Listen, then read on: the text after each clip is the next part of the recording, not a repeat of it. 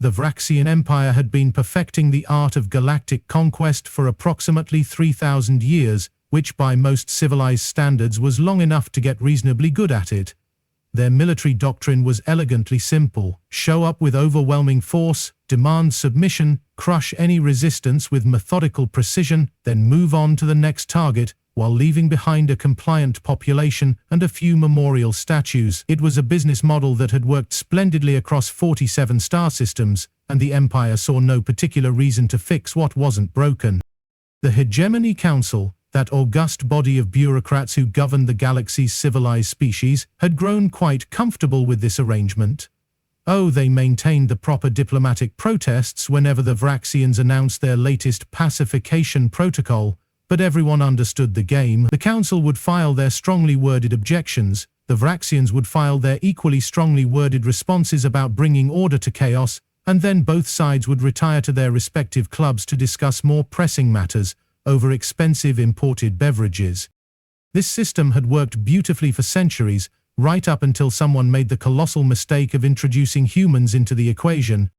Now, to be fair to the galaxy's various intelligence agencies, humans had seemed like a perfectly reasonable species to ignore. They were young, technologically backward, and had only recently figured out how to leave their home system without blowing themselves up in the process. Their military technology was laughably primitive by galactic standards. Their political systems were a chaotic mess of competing nation-states, and their idea of advanced strategy seemed to involve throwing large numbers of soldiers at problems until one side ran out of bodies.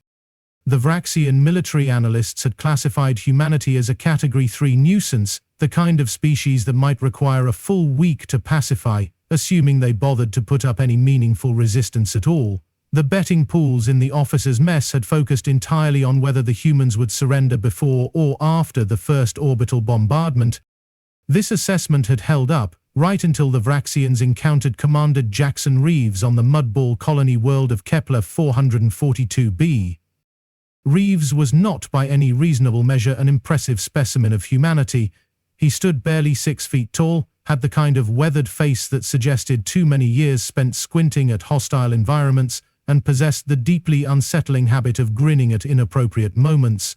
His tactical record was mediocre at best. His formal military education consisted of a few correspondence courses, and his command style could charitably be described as improvisational. What Reeves did have, however, was a complete and utter inability to recognize when he was supposed to be intimidated.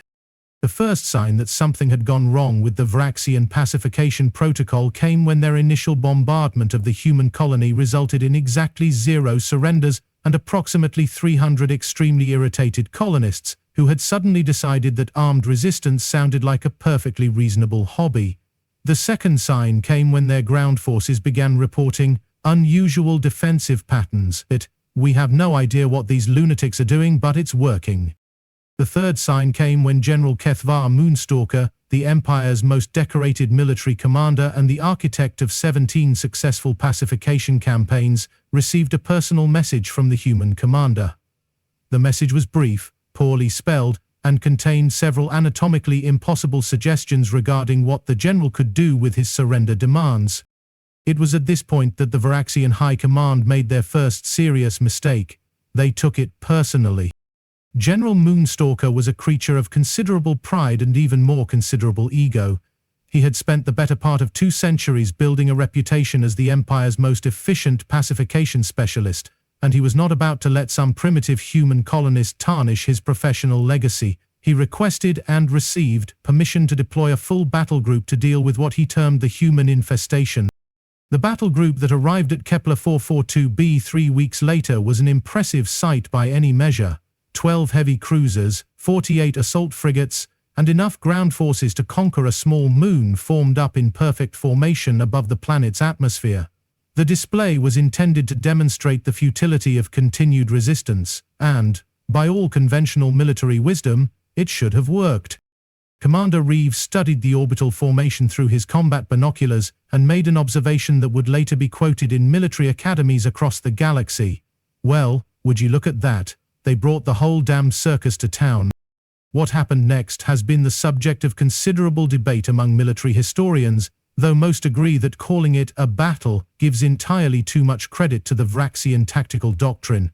The humans, operating from a network of underground tunnels and hidden bunkers, had somehow managed to turn the entire planet into one massive trap. Every landing zone was pre-targeted, every supply route was mined, and every Vraxian advance was met with the kind of enthusiastic resistance that suggested the humans had been looking forward to this party for quite some time.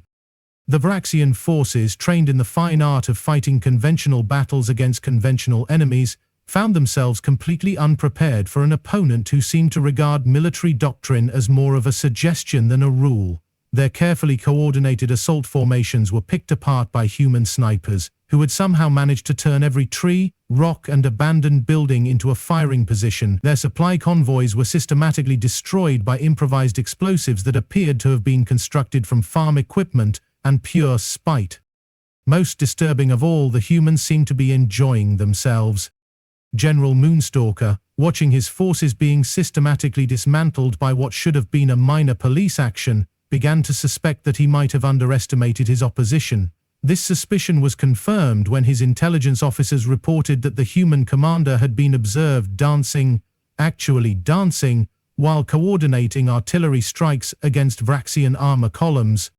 The general's response to this intelligence was both predictable and ultimately fatal. He decided to handle the situation personally.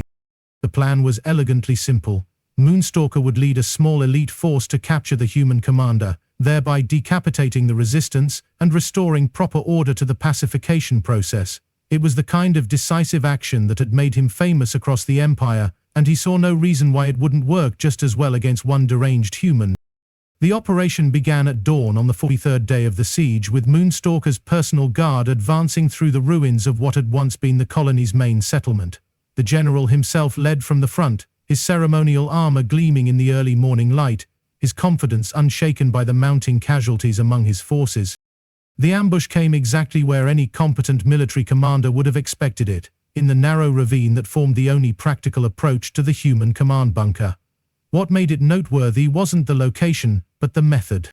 Commander Reeves had apparently decided that conventional tactics were for people who lacked imagination. Instead of the expected sniper fire or explosive charges, the Vraxian force found themselves under attack by what could only be described as a one-man wrecking crew, armed with a plasma rifle, a vibroblade, and what appeared to be a complete disregard for his own mortality. The human commander moved through the Vraxian formation like a force of nature, his movements too fast and too unpredictable for their targeting systems to track effectively. He seemed to be everywhere at once, striking from impossible angles with weapons that shouldn't have been able to penetrate Vraxian armor, but somehow managed to do so anyway. General Moonstalker, watching his elite guard being systematically dismantled by a single human, made a decision that would echo through military history. He drew his ceremonial sword, activated his personal shields, and stepped forward to face the enemy commander in single combat. It was a gesture that would have been impressive if it hadn't been so thoroughly stupid. The duel that followed was brief, brutal, and utterly one-sided. Moonstalker fought with the precision and technique of a master swordsman, his blade work flawless, his timing perfect. He was faster than the human, stronger than the human, and infinitely more skilled than the human. None of which mattered, because Commander Reeves had apparently decided that sword fighting was for people who cared about rules. The human used his plasma rifle as a club, his vibroblade as a throwing weapon, and his own armored fist as a battering ram. He fought with the kind of savage creativity that suggested he had learned his combat techniques from watching predators hunt in the wild. When the general's superior skill kept him just out of reach, Reeves simply changed the rules of engagement by tackling him to the ground and continuing the fight at close quarters.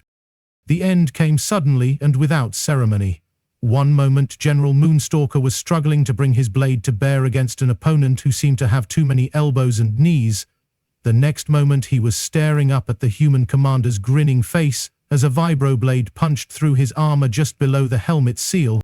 Commander Reeves stood up slowly, checked his weapon, and then did something that would fundamentally alter the balance of power in the galaxy. He drew his combat knife, separated the general's head from his shoulders with 2 efficient cuts, and then walked to the edge of the ravine where the surviving Vraxian forces were watching in horrified silence. He held up the head for everyone to see, grinned that same inappropriately cheerful grin, and called out in a voice that carried clearly across the battlefield, "Who's next?" The silence that followed was broken only by the sound of Vraxian soldiers suddenly discovering urgent business elsewhere. The news of General Moonstalker's death reached the Imperial capital within hours, and the reaction was everything that Commander Reeves could have hoped for. The Vraxian High Command, faced with the unprecedented loss of their most decorated general to a single human with anger management issues, did what any rational military organization would do. They panicked. Admiral Zeth Kor, the general's former mentor and the architect of the Empire's current military doctrine, found himself in the uncomfortable position of explaining to the Imperial Council how their most successful pacification campaign had turned into a public relations disaster. The explanation he offered, that the humans had somehow violated the fundamental laws of civilized warfare, was met with the kind of skeptical silence that suggested his own career might be approaching its natural conclusion. The Hegemony Council's emergency session convened 3 days later, and the debate that followed would later be remembered as the Great Recalibration. Representatives from 47 species spent the better part of a week arguing about the implications of what had happened on Kepler 442b, and the conclusions they reached were universally unsettling. Councillor Thexani of the Zilithian Federation summed up the general consensus with admirable brevity. "If a single human can defeat our most experienced general in personal combat, what does that say about the rest of their species?" The answer, as it turned out, was nothing that anyone wanted to hear. The intelligence reports that began flooding in over the following weeks painted a picture of humanity that was deeply at odds with previous assessments. The humans weren't just technologically backward, they were strategically unpredictable. They didn't just lack proper military doctrine, they seemed to actively reject it in favor of approaches that defied conventional analysis. Most disturbing of all, they appeared to regard warfare not as a necessary evil or a tool of policy, but as a form of competitive entertainment.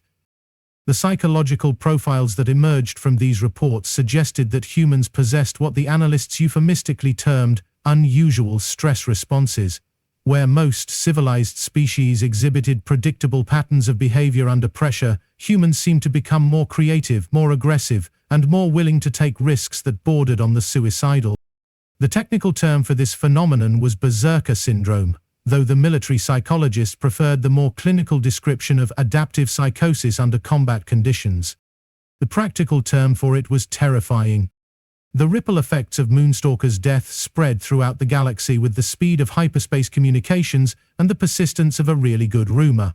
Within a month, reports began arriving of unusual resistance patterns in no fewer than 12 different star systems. Species that had previously submitted to Vraxian pacification protocols without meaningful resistance were suddenly discovering that armed rebellion was a perfectly reasonable response to Imperial occupation. The Karothic Collective, a species of amphibious traders who had been model Imperial subjects for 3 centuries, abruptly declared independence and began manufacturing weapons from farm equipment.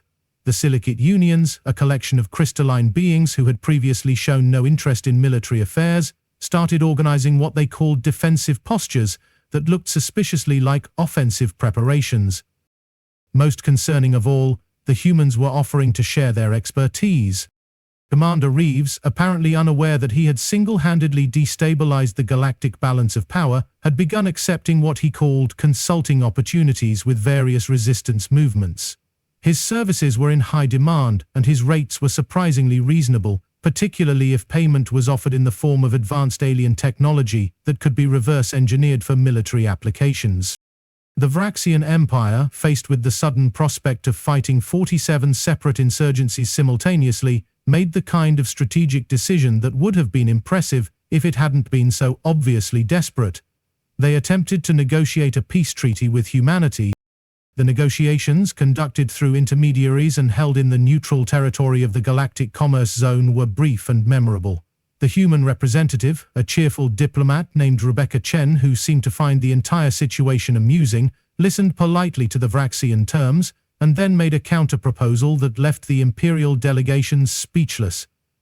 Humanity would accept a peace treaty, she explained, but only if the Vraxians agreed to withdraw from all occupied territories, dismantle their military infrastructure, and submit to regular inspections by human peacekeeping forces.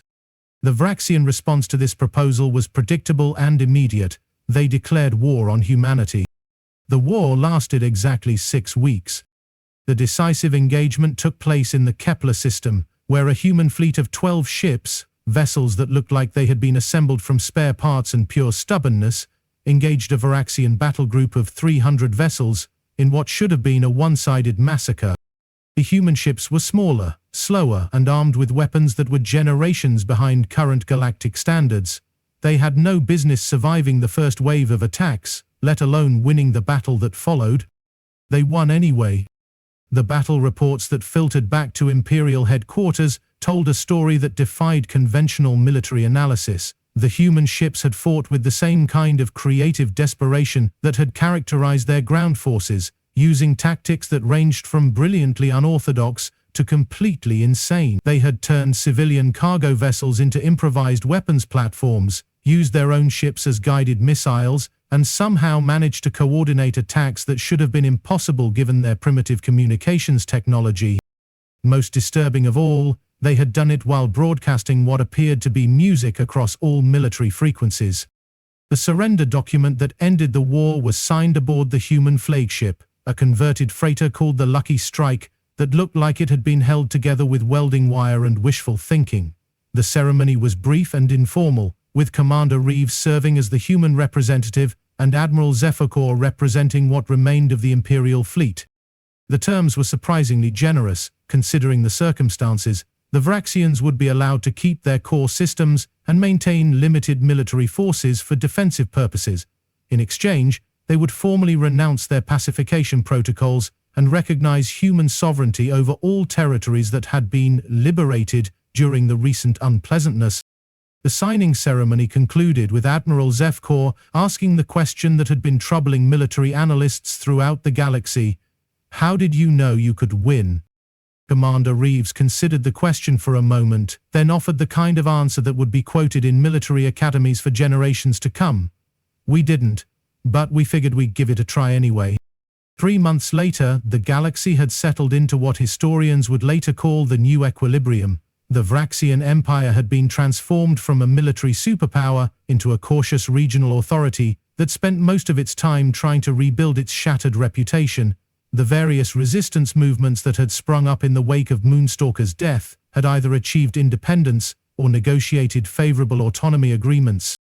Humanity, meanwhile, had discovered that their reputation as the species that had killed the galaxy's most famous general was opening doors that they hadn't even known existed. Trade agreements were suddenly easier to negotiate, territorial disputes were resolved with surprising speed, and diplomatic missions were conducted with the kind of respectful attention that suggested everyone was being very careful not to say anything that might be construed as insulting. The humans, for their part, seemed to find this new status both amusing and slightly bewildering. They had never intended to become the galaxy's unofficial peacekeepers, but they adapted to the role with the same kind of creative pragmatism that had characterized their military campaigns. Commander Reeves, now bearing the somewhat grandiose title of Director of Interspecies Conflict Resolution, maintained an office in the Galactic Commerce Zone where he continued to offer consulting services to various governments and resistance movements. His rates had increased considerably, but his methods remained fundamentally unchanged: show up, assess the situation, and then do something so completely unexpected that the enemy would be too confused to mount effective resistance. The Hegemony Council, meanwhile, had been forced to confront the uncomfortable reality that their carefully maintained balance of power had been permanently disrupted by a species that seemed to regard galactic politics as a form of competitive sport. The new human representative to the Council, a former military officer named David Park, who had the unsettling habit of treating diplomatic negotiations like poker games, had proven to be surprisingly effective at building coalitions and brokering agreements. The Council's response to this development was typically bureaucratic. They created a new subcommittee to study the implications of human involvement in galactic affairs, appointed a blue ribbon commission to investigate the long-term effects of non-traditional conflict resolution, and quietly began updating their security protocols to account for the possibility that their next disagreement might be resolved by someone dropping a severed head on the conference table. The Vraxian military, faced with the need to completely rebuild their tactical doctrine from the ground up, had begun studying human military history with the kind of desperate intensity usually reserved for religious converts. The results of this research were both fascinating and deeply disturbing. Humans had apparently been fighting wars with the same kind of creative desperation for their entire recorded history, and their military evolution had been driven by an endless series of conflicts that would have destroyed any sensible species. The conclusion reached by Vraxian military analysts was both simple and terrifying. Humans didn't just fight wars, they enjoyed them. This revelation had prompted a complete overhaul of imperial military doctrine, with the new emphasis being placed on avoiding conflicts with humans at all costs. The revised training manuals included detailed sections on human psychology, unconventional warfare, and what to do if challenged to single combat by a grinning human with a vibroblade. The last section was particularly important, as it consisted of a single word: surrender. The galaxy's intelligence services, meanwhile, had begun compiling comprehensive files on human military capabilities, only to discover that the humans themselves seemed to have no clear understanding of what those capabilities actually were. Human military doctrine appeared to be based on the principle that if something was theoretically possible, it was worth trying at least once to see what happened. This approach to warfare had produced some remarkable innovations, including the use of civilian cargo vessels as improvised weapons platforms, the deployment of farm equipment as military hardware, and the tactical application of what appeared to be interpretive dance during combat operations. The intelligence analysts had attempted to develop predictive models for human military behavior, but their efforts had been consistently frustrated by the humans' apparent inability to follow any consistent pattern. Just when the models suggested that humans would respond to a particular situation in a predictable way, they would do something completely different, for reasons that seemed to make sense only to them. The technical term for this phenomenon was strategic chaos, though the analysts preferred the more descriptive phrase weaponized insanity. As the galaxy adjusted to its new reality, one fact had become increasingly clear: the age of predictable military conquest was over.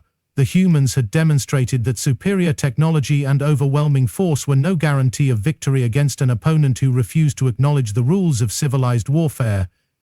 The implications of this lesson were still being felt throughout the galaxy, as various species began to experiment with their own versions of human-style military innovation.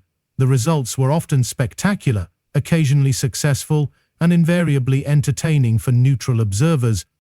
The Korthak Collective, inspired by human tactics, had begun experimenting with what they called aquatic guerrilla warfare, turning their natural amphibious abilities into a form of military art.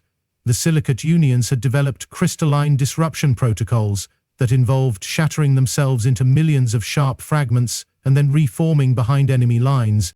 Most impressive of all, the Zenthari Confederation had somehow managed to weaponize their natural telepathic abilities, creating a form of psychological warfare that left enemy forces convinced they were fighting an army of their own worst nightmares. The galaxy had become a much more interesting place, though whether this represented an improvement was still a matter of considerable debate. Commander Reeves, asked about the long-term implications of humanity's impact on galactic affairs, had offered his characteristic response: "We're just getting started." The statement had been intended as a joke, but given humanity's track record, nobody was entirely sure that it was funny. The irony of the situation was not lost on more thoughtful observers. The Vraxian Empire had spent 3,000 years perfecting the art of conquest, only to be undone by a species that had apparently perfected the art of not caring about the consequences of their actions. The carefully maintained balance of galactic power had been disrupted not by superior technology or brilliant strategy, but by someone who had looked at an impossible situation and decided to try his luck anyway. General Cathvar Moonstalker, the Empire's most decorated military commander, had been defeated not by a superior opponent, but by someone who had simply refused to recognize that he was supposed to lose. The general's death had become a symbol not of military failure, but of the fundamental unpredictability of human behavior. The galaxy's military academies had begun including courses on human studies in their curricula, though the instructors had admitted that the subject matter was largely theoretical.